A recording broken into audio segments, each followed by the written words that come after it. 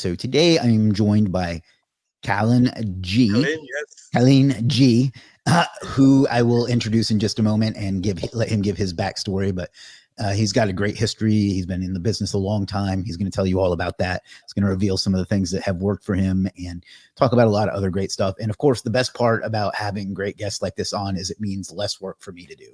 So let me go ahead and toss that over to him. Can you just tell us a little bit about what your experience is, what your background is, and what you're doing now?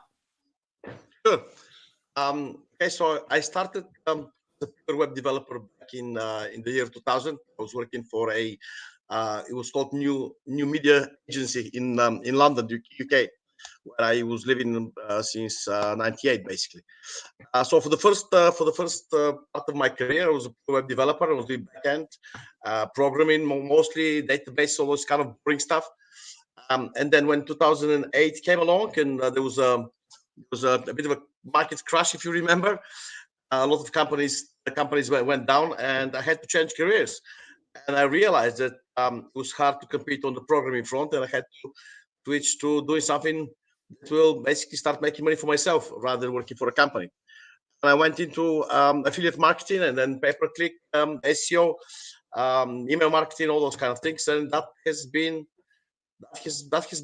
basically my new career ever since.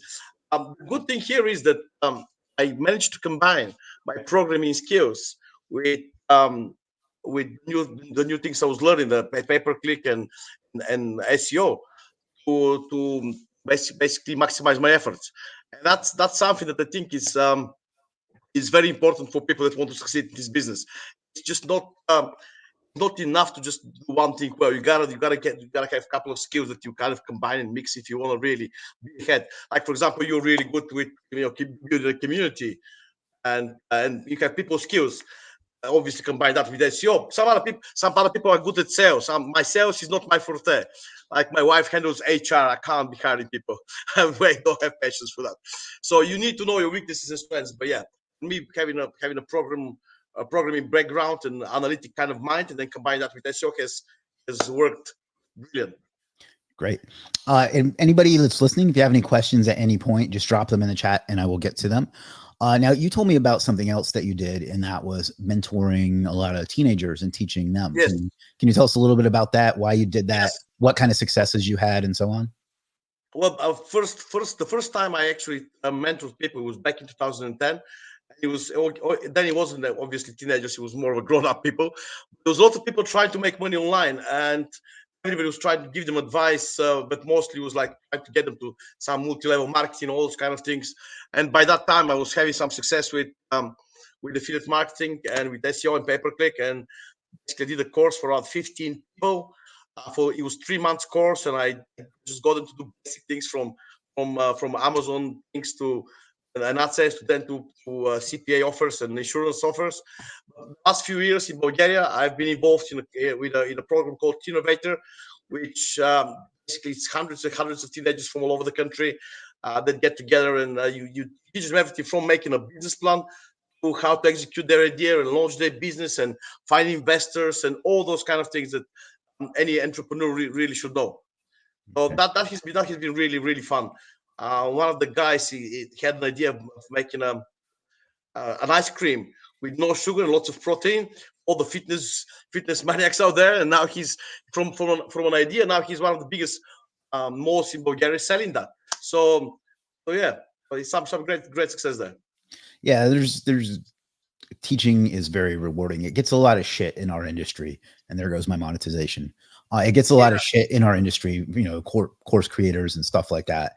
And maybe some of that is justified, but to me, it's one of the most rewarding things I've done. And frankly, it's been good for business too. But it's, what the heck?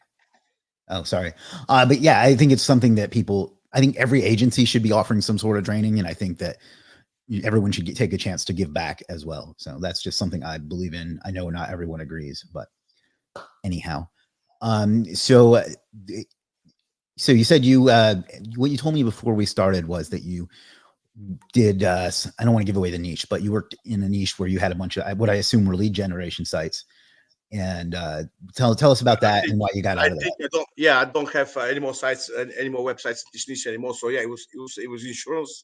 So basically, what I did was when I started having success with affiliate marketing, I soon figured out that it was easier to make money if you just sell leads rather than selling products. Just easier, because for products, if you to get like 10, 20 euros or $20 rather commission, you got to sell high-end high ticket kind of items. But if you just do CPA, if you just get lead, it's a lot easier. And there's a thing I need to mention here now between pay-per-click and SEO, because a lot of people have this kind of big fight. I'm sure you've experienced as well, between pay-per-click and SEO. Which one is better? Have you been involved in the arguments like that? Chris? I'm sorry, I didn't quite catch what you. Between pay-per-click and SEO, people keep arguing which one is better. I think it depends on what you want to do. I always say, like, you got to do both of them. The Mm. way I started doing SEO is doing pay-per-click first, especially in that niche. I will test keywords. I'll pay for the keywords first to see if they convert.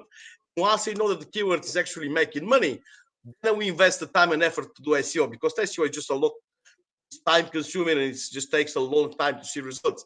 But so if you want to test something, what I used to do is just pay for the keyword, see that it's converting and runs well on a landing page, and then start doing SEO on it. Otherwise, you're in danger of just spending months and months trying to rank for something and then not having any results. And yeah, at one point I had nearly 40, like 36 websites in the same niche, and I was even I can give you the keyword. I was even number one on keyword like auto insurance Florida. I was dominating that, which wasn't it wasn't easy to rank for that. And I even went really niche to like SR22 insurance for 44 insurance. Only people in America will know what those means. If you have a DIY, then you have a so I went really down into that niche, and it was amazing. So yeah, then I sold all that business, and I took a big break. I was riding my bike and traveling around Europe, not doing much else, to be honest with you. I was living in Valencia, spent that time, and spent a lot of time by the beach. So let me ask, how did you monetize those? Did you sell the leads directly to? Yeah, you sell the leads. I mean, there was a company. Well, I mean, let me finish. Did you sell them directly to like businesses, or did you use something like a Ring Partner or one of those networks to monetize? It was a network. It was a network. It was paying me like $10 a lead or something like that. Okay. Here is the thing is, most people in SEO don't do this math, which is very simple to do in pay-per-click, where it's like cost per click and earning per click. Okay. Mm.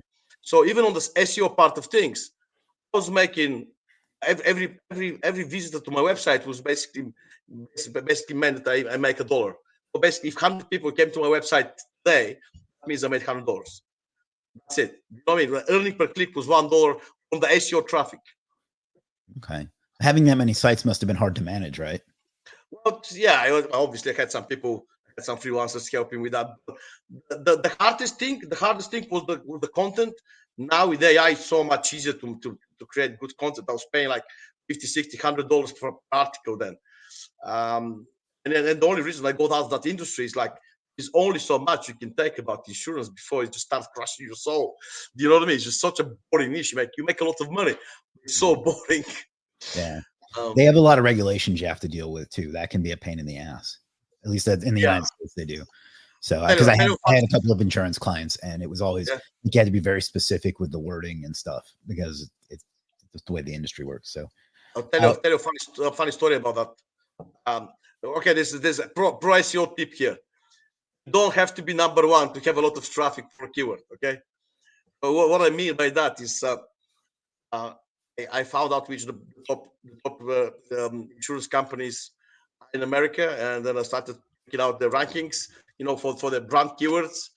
So I decided to, I'm not going to say which company, but let's say there's a lizard on the ads. I basically managed to rank my website with an inner page just below their websites for their brand name, and then my art, or rather, obviously, I see the main description and main title as art, as I was seeing it in pay-per-click. So I was like, this company cheap, is this company the cheapest option for you? Check it out now by comparing quotes from multiple insurances. And they actually complained that this is like a $1 billion company. They Yeah. actually complained to the people that I used to work with, so I had to remove this page because it was very, very cheeky. Yeah, they're companies get like that. But I know exactly who you're talking about. That Yes, probably yes. wouldn't, that probably wouldn't work now. It's very much, it's a lot No, harder. probably. We're running for somebody's brand name, unfortunately. Seun says, would you say PPC is easier to learn than SEO? I have an opinion on that, and I will teach. I wouldn't say it's easier. It's just different. I wouldn't say it's easier. I would say it's like, for example, like writing meta descriptions and meta titles. People when they're paying for clicks, they are a lot more careful what they put in the meta title, meta descriptions. Somehow, when it comes to SEO, people are just a bit too blasé about it and just put. Don't spend that much time thinking about the meta title, meta description to increase the click-through rate. Yeah. Because in same thing is the same applies for both. If you have higher CTR, you get cheaper clicks or you get better rankings. That's a fact. So that's another tip I'll give to people. If you spend more time making your meta titles and meta descriptions to perform better in terms of click-throughs, then you get better rankings and cheaper clicks if you do better click. Yeah. I find that You must see it. the more stuff that Google adds to, I know it's not called AdWords anymore, but to Google Ads, Yes. the interface gets much, much more difficult to use, in my I experience. used to be so simple. We used to be a lot simpler than that. I used to upload campaigns with like spreadsheets, which I even had a code that creates all the spreadsheets and would do like 50 ads at the same time. Now it's just a bit difficult now. Yeah, I felt the same. I prefer Facebook ads for that reason, because I can go into their interface and know exactly what to do. Although they keep making it worse too, so who knows?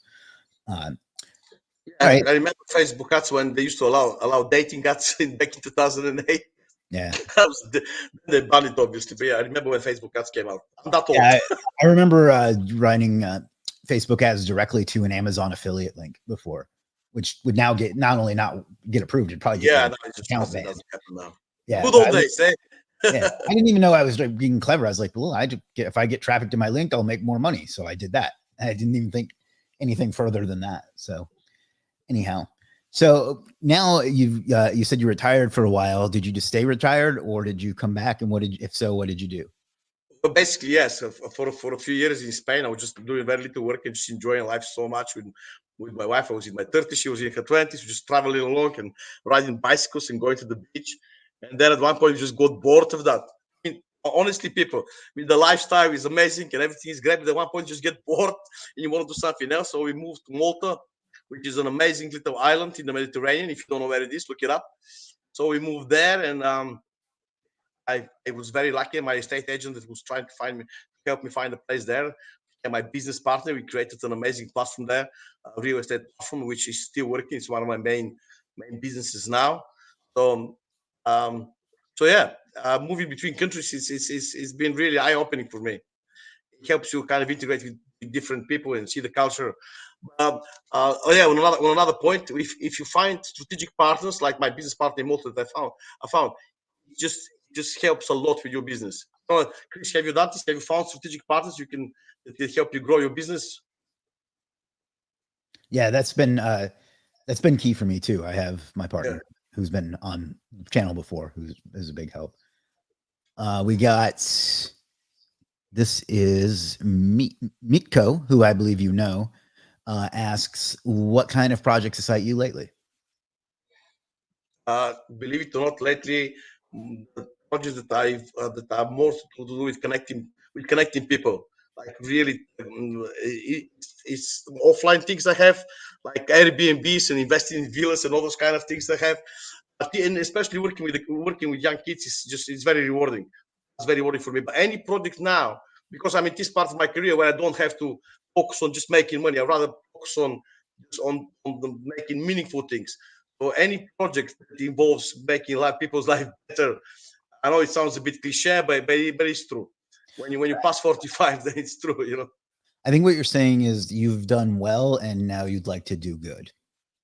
Yeah, that's what it is. Yes, Clever way to I used to, like in the beginning, like in 2008, I was doing some so black hat things that is like the darker than under the bed. You know what I mean? Mhm. But now I wouldn't do that anymore because I don't have to. So it's like you mature in SEO, in business, in everything. Great. So one of the things you told me before we started that interests me, because I run a platform, is that you Mhm. built a platform for real estate. So can you tell us what got you into that, and then what you've used to grow that, and any other insights you have about it? Yeah, basically, yeah.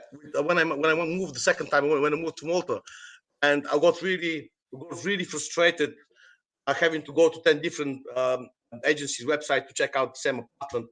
So and I asked, why isn't there a platform like in America? You have, I believe it's called in the UK, it's called Rightmove, which combines all the properties in the same place. And it just didn't exist. So we did that. The key to success in that platform was remove any work from the agents. Because if you ask the agents in the beginning to give you an XML feed or to go and add their property to the platform, they just wouldn't do it because they're busy. They want to just go and make money. So what we did is we wrote a code that goes in takes information from their websites, from the agents' websites, with their permission, obviously, uh, and just puts the information on their behalf on the platform. So basically, all the obstacles that agents can have, like not use the platform, we just remove them. It's so easy, just say yes and you're there. And we gave them like months free, like 3 months free, 6 months free, depending on how big the client was, just to give them the taste of how good the marketing actually is. Once they see with very little work they get more customers and make money, they become paying customers. That's what it was. Yeah, just removing all the obstacles that people have. So one of the problems I've had with growing a platform is that you're kind of running two businesses at once, because you have to, and I guess It's with two real estate, sides, yes. you have to get like the sellers and the buyers, and I have a similar setup, and I call that kind of a chicken and egg problem. How did you deal with that? Well, we basically we started with we only feel like five or seven companies in the beginning. We marketed very how to say very aggressively, aggressive marketing to get to the end users and get a lot of traffic. The clicks were very cheap at that point, like 2-3 cents a click from Facebook, and a lot of branding. And we did a lot of releases, and we go to the local newspapers, and we would just basically go around the offices and speak with a lot of agents. And because there was nobody else doing the same thing, we kind of succeeded. I think when you deal with this very specific niche, and one agent from one company just moves to another one and says, "Oh, we're doing great with this platform. Why don't you try it?" When you're doing a good thing, just the word spreads around, you know. But yeah, with aggressive branding, marketing. I mean, if we want to talk about the future of SEO, I think branding is very important. And it took us maybe a year to really establish ourselves. It wasn't easy. It took 2 years for people to become like household name and everybody to know us. It was an easy process, and we had to spend a lot of months working basically in the red, just invest in the company, believing in it. Um, that's what it was. Yeah, I see a lot of startup bros, like is what I call them, on Twitter/X, that like to start marketplaces and platforms because they think it's like a lucrative business model, or like a startup they can do and make profit from really easy. And I personally don't agree. I think that Oh, it's not if, easy. if a platform, if you're going to run a platform, it has to be your core business. It can't be like your side hustle or anything, because it takes a lot of different micro skills. You have to know marketing, you have to know sales, you have to know how to talk to customers, but you also have to know, I don't like these terms, but you have to know how to deal with the supply and the demand. You have to increase both of those, unlike most businesses where you're just trying to increase the demand. And there's a lot like technical issues, and then there's fraud is a huge problem of people that are going to try and fuck you. And I just don't think you can run that unless it's your main focus day in and day out. I mean, the guy from Fiverr only works on Fiverr. The guy from Upwork only works on Upwork. The guy from Legit only works on Legit for the most part. So, I mean, would you agree with that? Or it's, Yeah, definitely. It wasn't. Yeah, when I started doing that platform, then I stopped basically pretty much everything else. There was a couple of other affiliate things that were going on, but because because I saw a lot of potential in it, I decided, okay, I'm gonna spend the next year. Obviously, I was in a position where I can afford to spend the next year developing one business without having to worry about things. So I said, let's all eggs in one basket and make sure nobody kicks it. yeah. That's what it is. There's another analogy that I like to use. This myth about the Greeks, when they will invade an island, they will go with their ships to this island, and they will land and they will set their ships on fire. So there is no going back. You Yeah. have to defeat the people on the island and then build new ships and go back. So sometimes it's just easier to be focused on one thing and succeed rather than just turn yourself too thin.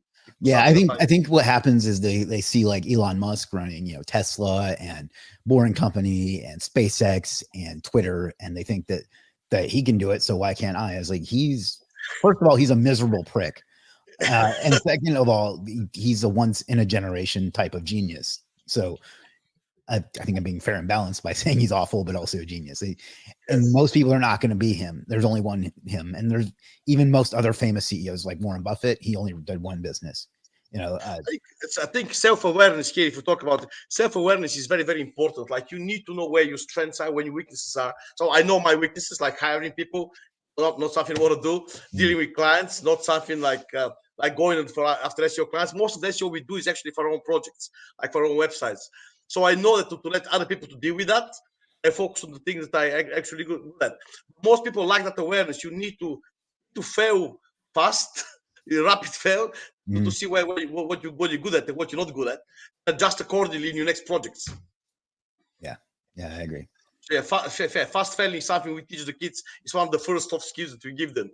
It's like, you gotta try, you gotta fail. It's better to fail than to delay the process of starting. Yeah, but also don't try so many things that you're bouncing around from thing to thing. At least no, obviously not. That's been a problem that I see a lot. MD, after doing SEO using the Yoast plugin, it's not being set. I don't know. I would say that it's probably a permissions issue, but that's a bit outside my skill set. It's kind of hard to troubleshoot on a live stream. Sayun says, you mentioned selling leads. What PPC SEO strategies would you say work best? How do you vet the leads before selling them? Yeah, when you sell basically what you do is you generate the leads. You don't, like the platform that I was using, they were the ones selling the leads to the actual agents. My job was to generate the leads, and someone else was basically taking care of fraud or whatever the leads are. I was getting paid per lead. There's plenty of networks out there that will help you find networks you can give your leads to. Obviously, I mean, it was in the beginning when in 2008, 2009, we were doing even double redirects between our own sites, the actual networks. So people can't see where the leads what your website is, so they don't see your landing page. Have you had this problem, Chris? Have you done this? I don't think so. I didn't do a lot of that kind of lead gen. Yeah, because there was a thing where if some shady network buys your leads, then they see what your offer is, and when they see they see your landing page and your keywords, what they'll do, they'll create the same one and then run ads on you, and they just take your traffic. So we used to hide those things as well. So that was a problem we had to deal with. Conversely, I knew people that had sites like that signed up for more than one partner network and would sell the same lead to both of them. Okay. Yeah. So like, I forget what they were. There was like Ring Partner and there was I forget the other ones, but they would sign up for all of those and then sell them the same leads. So it's like they're kind of like double dipping. That's very unethical. Because I believe in playing the long game. I know a lot of people in this business are very impatient and they want to see results like yesterday if they can, and they want to make money immediately. But I believe in playing the long game, and if you establish good working relationship with people, trust, then it helps in the long run. It pays off. It really pays off. Great. All right, we are about halfway into this. I'm here with Kalin G, who has a lot of experience in PPC and SEO and other things. If you have any questions for him, please drop them in the chat or in the comments, depending upon where you're watching this. And then, Kalin, if people wanted to learn more from you or network with you, what would be the best way to get a hold of you? Probably LinkedIn. If you type my name, which is weird enough to be unique. If you type my name on LinkedIn, you'll find me, connect with me there, and I'll be more than happy. Obviously, yeah, that's probably the best way. That's probably the best way to do it. It's LinkedIn. But I can give you a couple of on-page SEO tips if you want. Yeah, go for it. Something that's really worked well for me in the past. Something very, very few people do actually. One of them is dynamic sidebars. You try dynamic sidebars, Chris? I don't think so. Right. So basically, what the idea is, if you say, let's have an example. Let's say you sell pet food. All right, so you have a category for dog food, some category for cat food, and something else, let's say for birds, for example. So on your actual website, if you go to the section where you sell cat food, you want all the other information on the actual page to be read to cats, not to have cats and dogs and birds at the same time. So the sidebar, if you have the same sidebar throughout your whole website, you lose some of the strength of creating like silos. But if you have a dynamic sidebar, and when you are in the part of your website which do with cats, then the links in the sidebar are all related to cat food and different brands and tips and everything. When you go to dogs, it's different, and that really helps with the inner structure of the website. Okay. Is that something you have to do, like you have to code, or is there like plugins? Yeah, I do it my own way. I'm sure there's a plugin for it somewhere, but I do it my own way. I obviously combine, as we spoke from the beginning, combine my programming expertise with SEO. It just helps me a lot. That's something that works really well for me on page SEO. And another tip I would give probably is footers. People don't utilize the footers enough.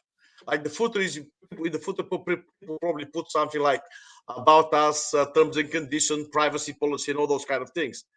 You can always put like a column there with some of the secondary keywords for your site, and link to the inner pages, and just mask it as like popular searches or recent searches or recent terms, or something like that, and use your actual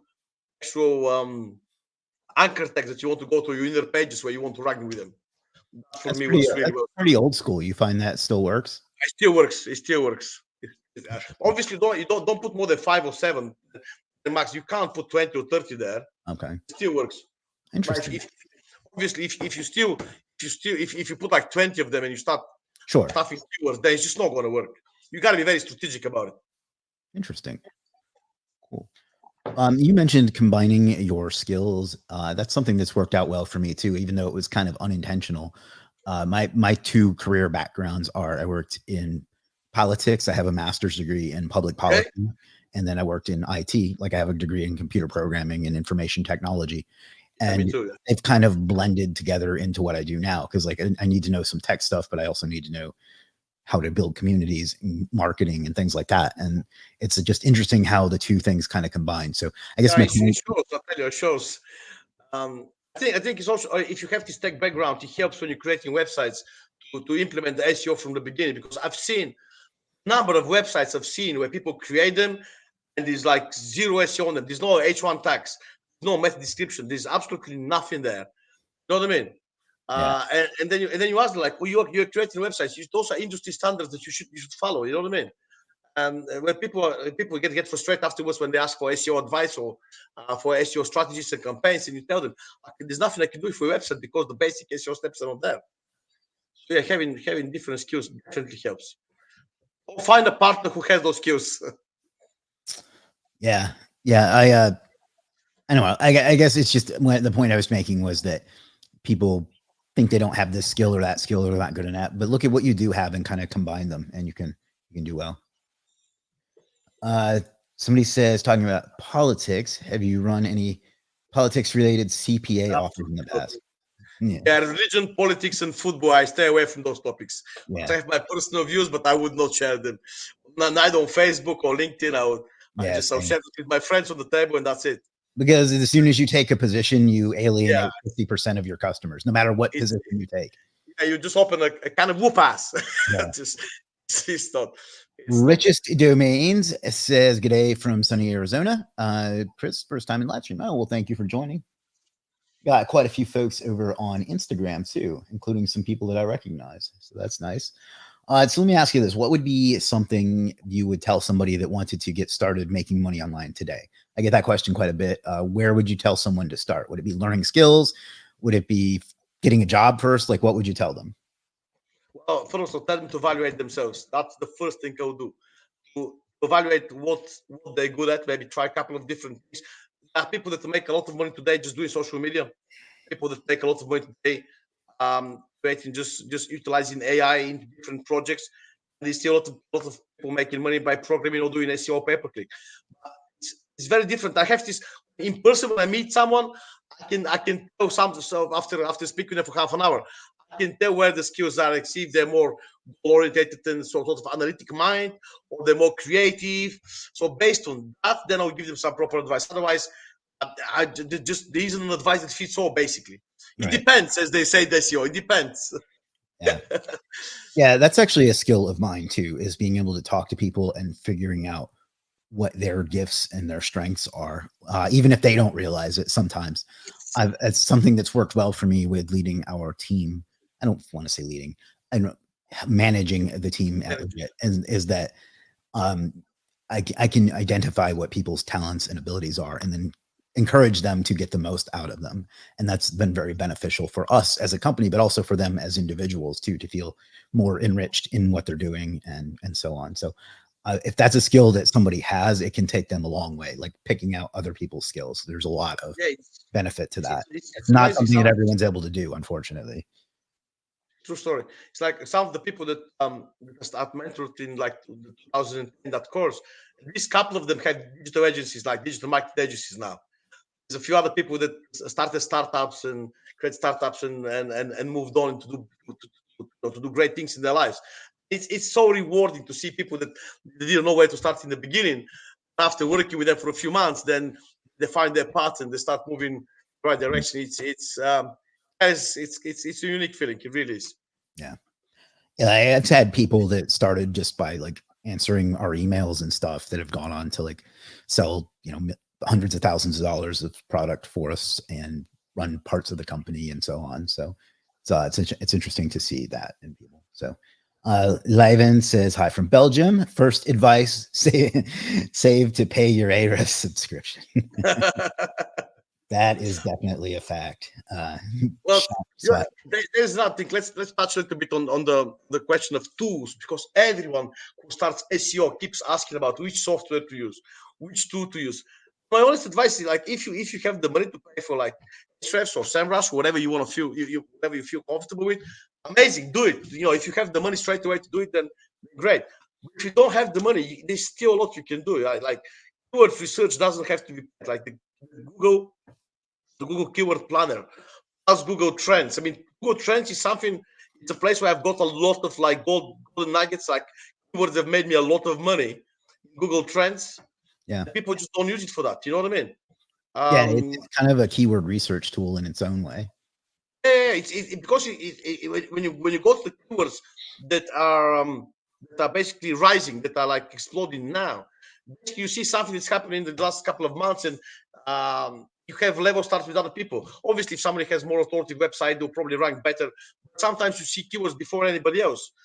The same way you can do like future SEO. Have you had this comment where you have keywords that that people will be searching for in the future? Yeah. You add like the year to them or something like this. So if I was starting now, I'll probably go to Google Trends and to try to figure out future keywords and those like low-hanging fruit that are a lot easier to rank for.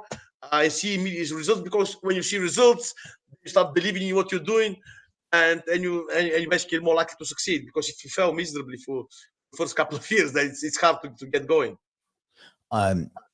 It's funny you bring that up. At the beginning of 2020, well, at the end of 2022, I went and I made blog posts on my site, superstarseo.com, for Google algorithm update January 2023, Google algorithm update February 2023, and for every month throughout the year. And I got a lot of traffic from that. I mean, to be fair, it's useless traffic because I didn't put any information there, but I got out so far ahead of that I ranked for those all year long for the most part. And I mean, now it's honestly, I didn't do it again this year, but one of the guys that I mentored, he started doing just that, just different niches. He'll find different niches, does future SEO, if you want to call it that.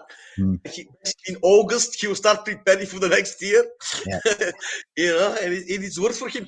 He's been doing this for like 5-10 years now. I don't know, and it works great for him. Another thing I would suggest people is run tests. Like back in 2008, 2009, it was very normal to run tests, like a couple of domains and different link building strategies and content strategies, and see what works. You know what I mean? Like for 6 months, you'll see what works and what ranks better. Now people are a bit like they want to use a software, or rather get this proper advice that will help them not to fail and to win immediately. But I would encourage people to run tests and see what works for them. buy a couple of domains in the same niche and different SEO strategies and see what works. Someone says, as Andrew Laudato from the Vitamin Shop says, understand the customer and the technology will follow. That's interesting. I haven't heard that. I spend a lot of money at the Vitamin Shop though, so he may be right. All right. Got a few minutes left. Anything else any other tips you'd like to give us? If anyone is starting now and needs to read the book about marketing, and which can be applied to both SEO, any marketing you want to do, there's a book called Cash Advertising on Amazon. If you want to go and buy it, this book will probably just give you all the advice you need to write better meta descriptions, meta titles, and even ads. Awesome. All right. You've mentioned a lot of on-page things. How do you feel about backlinking, and what's your obviously there's only one project I've ever had which I ranked on a number of keywords on top positions without doing any backlinks. That was a passion project to do with cycling. And literally, I did the way Google asks you to do things. You do amazing content, you research it well, you give a lot of information, and people from forums or from their personal blogs or social media link to it, and you rank. I've done this, but this is basically, it's the only project, it's a passion project of mine. Every other project you do, you have to buy links. Well, buy links, you have to. So what kind of links do you do? Do you like guest posts, niche edits, PBNs, Haro? What do you think works? I do all of it basically. I mean, every guest you've had basically it gives the strategy, that obviously the foundation links, and I believe in the foundation links a lot. I like your guy that does the if this and that links as well. I like him a lot. Gemini guy. I remember him when he came from Fiverr to you. I remember him then. I do that for all my projects basically. And then once you settle in the first 3 to 4 months, once you settle in that, and a lot of guest posts and PBS and PR press releases, all of them. But you have to be a bit creative. You know what I mean? You have to when you get guest posts, sometimes it's based to move a little bit away from your niche. Say, for example, if like Malta is a tourist destination, so rather than getting all my guest posts just from real estate websites, we'll go to travel websites. People, and we get people to write blog posts about just traveling to holiday of Malta and then mention properties and rentals. You know what I mean? Sometimes you have to be creative with it.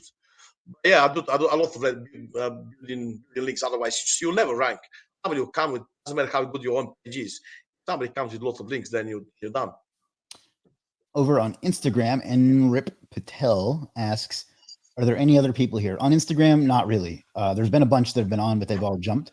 But over on Facebook and YouTube, we still have and nobody on X right now.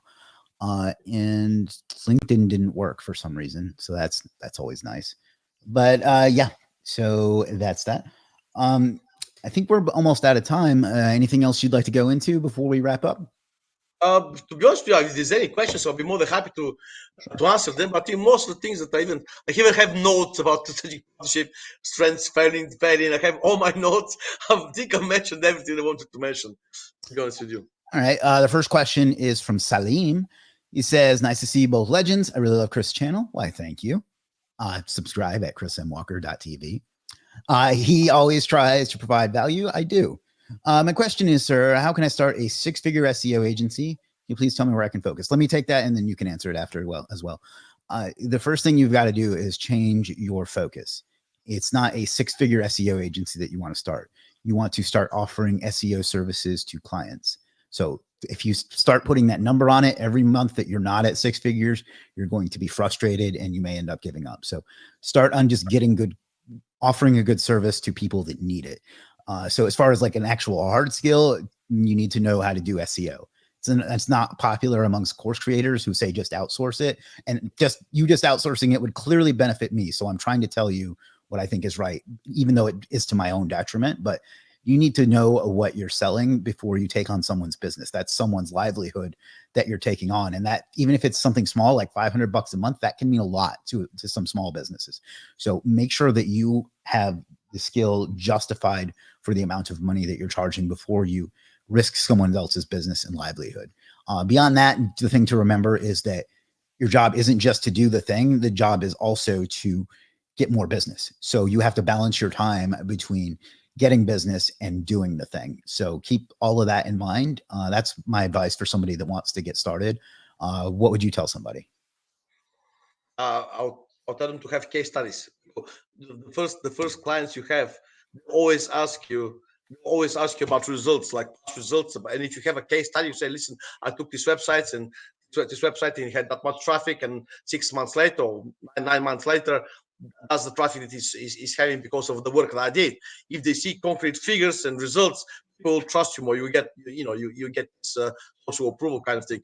If you don't have anything to show people, it is in this industry. There's so many people that have offered SEO services, delivered nothing.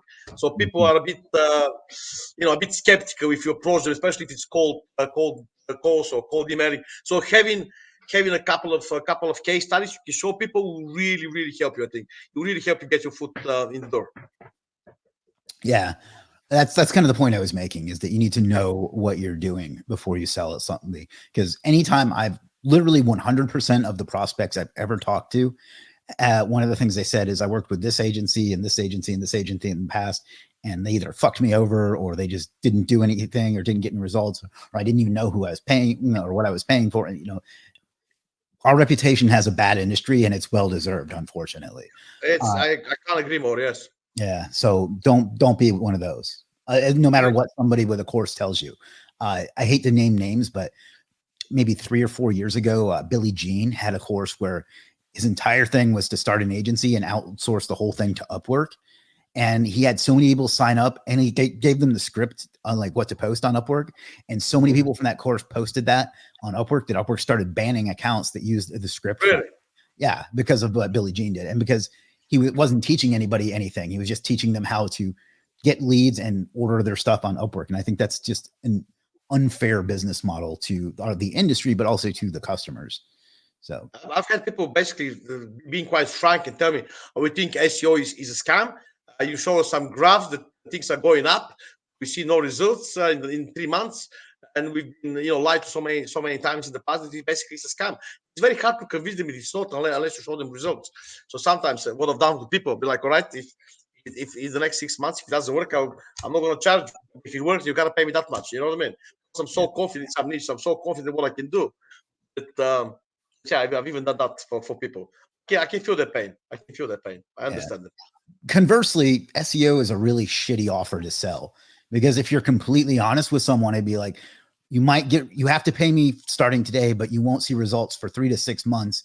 And if you don't get results, it's not my fault because I don't own Google. And if I do get your results and they go away, also not my fault because I don't own Google. Please sign here.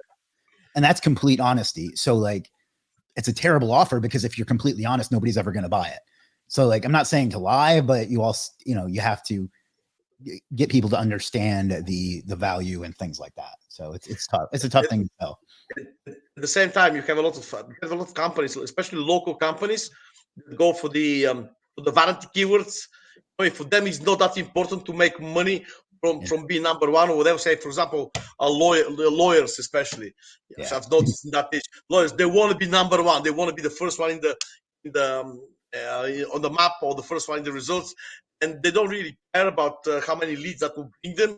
Other like say plumbers or electricians or insurance agents, they will want the leads to make the money. But for in some niches, the vanity keywords are more important. They have great big egos that need to be fed. The words of, if you can paraphrase George Orwell, some keywords are more equal than others. Somebody says, "Would love to see part 2." Yeah, we'll do that in the future. That'd be great. Yes, I'm up for it. Yes. Ashraf says, "Hi, Chris and Kalin. Great session, lots of wisdom. My query is how to find an internship at the beginning of the career. Is there any you can recommend?" I don't recommend getting an internship. I get asked, people ask me to do that all the time, thinking that they're working for me for free, but they're not. They're using my time that I could train them on, that I'm training them on, just so they can go work somewhere else. So I get your desire. You want to learn on the job, but I think just go learn on your own is better. So my answer is to not. I hope that I don't mean to be mean, but that's my honest opinion. What do you think about that? Yeah, I agree wholeheartedly with that one. If I get someone as an intern, the only reason I would do it if they stay and work for me for the next few years. Otherwise, why would I waste 3 or 6 months of my time, like not every day, obviously, but like an hour or two every day to teach them skills for them to go and make money somewhere else. It just doesn't work that way. You know what I mean? Yeah. I've done this. I've had people that I've mentored for a year and they've worked for me and I've paid them, and then they just all of a sudden they move somewhere else for more money, and I can't blame them. It's not something I want to really do right now, to be honest with you. Yeah. Thank you, sir. From the answer, dear Chris, how can we get long-term projects from? I'd rather not get into that today, Salim. Yeah. What Alejandro says, what are some backlinks that move the needle on the local SEO level? Seem to be getting great results with PBNs. I'm just looking to diversify. In my opinion, I would stick with PBNs if it's working, then just keep doing it. You can also work in some guest posts. A guest post and a PBN really aren't all that different, and some niche edits as well work well. But also local links, like if you have like a chamber of commerce where you live, you can sign up for them for like, it's different everywhere, but I think mine is like $300 a year. They give you a link from their local site, which is really, really powerful. And then of course you get all the benefits of being in the chamber too, which are better and worse depending on where you live. But stuff like that really helps a lot because it's hyper local, it's very relevant, and it may actually even drive you a sale here and there. So, although mine never has. What has worked for me is going really, really deep to your competitors' backlink profiles. Like, I remember the days when Yahoo Links. Do you remember Yahoo Links, Chris? It was free. You can see links of everyone. Obviously, that's not there anymore. But go and check the profile of your competitors. Everybody's ranking above you. Sometimes, very often, though, you will find local websites that you didn't even know existed that give them a backlink, and it's very easy to get yourself a backlink for those websites as well. So go and check the profiles of your competitors, and you will find good links that are probably easy to get. Yep, those hit really hard. Sehun says, thanks, Chris and Kalin. Top tips. The last question: what do you think the future of SEO will look like? I honestly worry about it sometimes because it's kind of fucking garbage right now. If you like try to get information as a consumer from, at least from Google, I find it to be hot garbage. Like it's so hard to get what you're looking for right now. And it makes me think that they don't know how to fix it. I think that they've like almost kind of thrown up their hands and say, fuck it, everybody go to Reddit and we'll just be the search engine for Reddit. I could be wrong. I assume the AI is just going to keep making things worse. But I don't know. What do you think? To be honest with you, I've thought about it since AI and ChatGPT basically appeared on the scene. I've thought about it a lot. If there's one thing that I've learned in the last 25 years of doing this, is that change is the only thing that's certain. So things will change. Definitely things will change. I'm not on the search results at the moment in most niches, especially when something is generic like how to lose weight or how to learn to play the guitar or whatever. I don't think AI can replace things like I don't know, if you're looking for a new car or looking for a new apartment, you need to go to websites where they have this information, and AI will not have that. They'll have more generic information. I think it's not about the searches itself. What you need to think about is the way people perceive information nowadays. People consume information more and more. This is going into reels and TikToks and all those kind of things. And I can see people searching for information there, even more so on TikTok than on YouTube even nowadays. Yeah. To be honest with you. Just because that format that people started doing on YouTube a few years ago, where they spent first few minutes saying nothing, then subscribe to my channel, then give you some information, then another 5 minutes of nothingness. The future of SEO, it's uncertain, what I would say. And to be honest, I wouldn't worry about it too much because obviously my skill set allows me to go into other things as well. But for some niches, SEO will be very important, especially for local niches, because I've tested AI with local knowledge. It doesn't have it. I don't think it ever will. So for local things, SEO will still be strong. Also for local, like all the parasite crap that works right now doesn't really work that well for local. Like you're not gonna rank for plumber in New York with a I mean you could, but with a like Outlook India post. So I think local is still going to be very relevant. So which that means that we'll probably be flooded with more people doing local SEO, which means there will be more shitty people doing local SEO, which means there will be more opportunity for people that are actually able to get results at local SEO. Branding. Yes, branding. have to focus on. I mean, SEO and branding is so important, especially with taking as much real estate as you can with the foundation links and all the other links. Just build the brand first, and then start try to rank in for competitive keywords, basically. Yeah. Having said that, I don't see content/affiliate site SEO coming back ever. Really? No, the way it was like 15 years ago, I don't think you can. I think now you have to be helpful. You have to.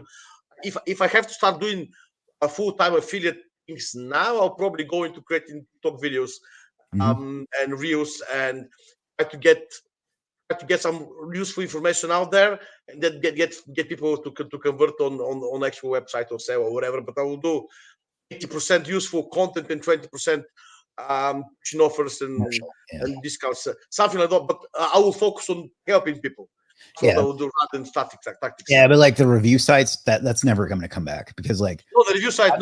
I went to like buy a pair of boxing gloves a few months back, and so I googled best boxing gloves, and like the top results for Forbes and Rolling Stone and like Healthline and like stuff that has nothing to do with it, but just threw up a post and they ranked because of their authority, like their domain authority. Yes.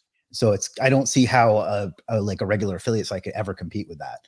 And unless they change, and it doesn't seem like Google knows how to fix that. So I could be wrong, but I don't think I am. So, all right, we got I'm sorry. For affiliate things, I'll definitely go into social nowadays rather than writing on SEO. That just will work that much. Yeah. Got a few more questions and then we'll wrap up. Richest Domain says, thank you, Chris and Kalin. So glad I found your channel. We'll restream. Well, thank you, Richest Domains. Need to learn about PBNs. Have a huge portfolio of related plumbing domains not yet revived from way back. Cool. I'll find me somewhere that you can send me a DM and I'll send you a course I have on PBNs. It's free. So perfect, man. Thanks. Sense. I'm seeing PBNs work really. I guess that means work really well. And they're often more affordable than guest posts or other alternatives. Yep, they sure are. And just they've been demonized by people that don't know what they're doing. But anyway, do you recommend any YouTube channels to learn sales process? Not really. I wish I'd had an answer for you, but the ones the ones you're going to think of, I don't feel comfortable recommending, like a Dan Locke or a Grant Cardone or anybody like that. They're just out to sell you a course, which there's nothing wrong with, but I just don't think you're going to learn it from it. So I don't know the answer to that, unfortunately. We stick with the book advertising. I recommend it. I'm sticking with that answer. Go and get that book, or probably there's an audio book maybe there. Just go and read that. It will help you a lot. Yeah, I mean, there's lots of books you can read, but ultimately, it's a skill that you just have to learn too. Like you just by doing. I believe it is about, like, if you're a good driver or a good salesperson, you're born with it. It's very hard to teach. There's something special there, something there's definitely that, but you can learn it. But I think the only way to learn it is by doing it, because I'm not a natural salesperson by any means. And me neither. I've done very, very well in selling things because I had to do it to make the business work. So you have to learn yourself. So, all right, I think that's going to do it for today. Any, I don't mean this to sound tragic, but any last words before we wrap up? No, I thank you so much for this opportunity. I mean, I haven't done a call like this in a very long time. In my recent history, it's probably my first, I will call it first podcast. Right. So thank you so much for the opportunity. It's a wonderful community you've built. And yeah, hopefully we'll see you again in 6 to 12 months. Yeah, definitely. I appreciate you coming on. I like to give it like a nice diverse group of people to come on. So people from different backgrounds and skill sets, because like tomorrow we have Terry, who does on paid. I'll just go ahead and give that like the schedule out. Tomorrow we have Terry Samuels, who runs SEO Spring Training, which was an event I spoke at last year. And he has a big agency and he's really, really good with schema and on page. That's kind of his strength. But then the next day we have Julian Goldie, who's really popular in SEO right now for AI and like programmatic SEO. And he's doing some really cool stuff too. So I try to bring I'm looking forward to seeing those, to be honest with you.